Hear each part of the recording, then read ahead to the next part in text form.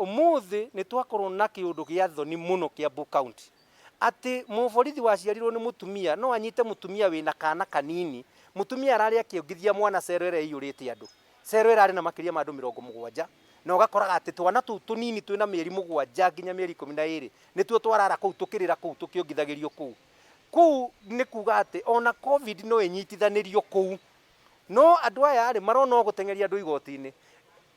Prosecution umuthi ni twamacokeria ngatho muno, marora charges icio ciothe mona citiagirire na mauga cicokio na kuu ciateanirio. Koguo ri ni kuga ati andu aya ni maratengerera kuoya order magathi gwika matekorora kana e watho-ini, magikinya guku watho-ini magakora ni yateo. Mundu ucio nake uraire thiini ri haki yake iha, ucio thire kunyita pneumonia ni kurara thiini ri haki yake iha.